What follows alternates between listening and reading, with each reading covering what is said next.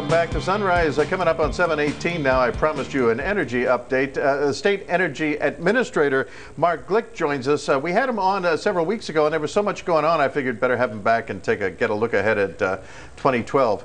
I guess let's just start, first of all, with solar power. It seems like solar installations and companies to provide them are really multiplying a lot. Oh yeah, PV is going great guns, and one of our local homegrown companies, Solpagy, just signed an agreement with China to do further development, and the future looks really bright there. And there are at least 3 local companies doing it. PV is photovoltaic, solar panels, that are expanding to the mainland.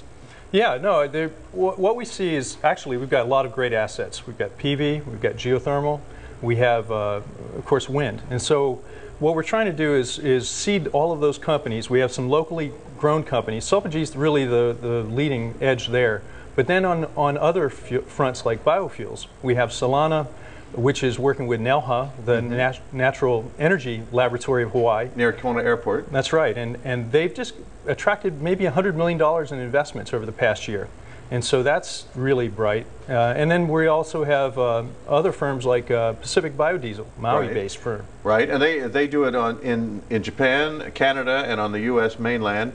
And now there's another company that wants to do the same thing that's backed by Kamehameha Schools and Steve Case. Yeah, actually, Pacific Biodiesel is affiliated with that. So that's the firm. So it's actually they're trying to secure land, site control.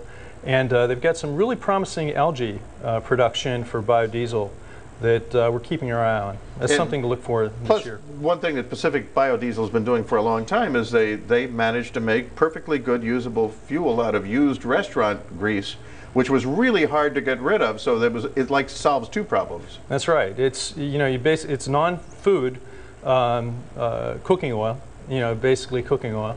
And they're able to generate biodiesel and turn that into basically diesel for vehicles, and they're also able to use that for power generation for electricity. And finally, in wind power, although there's controversy about it on Molokai and Lanai providing it for Oahu, I noticed that the big one up at Ulapalakua Ranch on Maui has gotten some approvals. That's right. We've been able to expand wind power on Maui. The number one thing that we want to do this year, though, is get a cable that will interconnect the islands and take all of this renewable energy that we're generating, the additional wind in Maui, ultimately geothermal. I mean, geothermal is a firm power.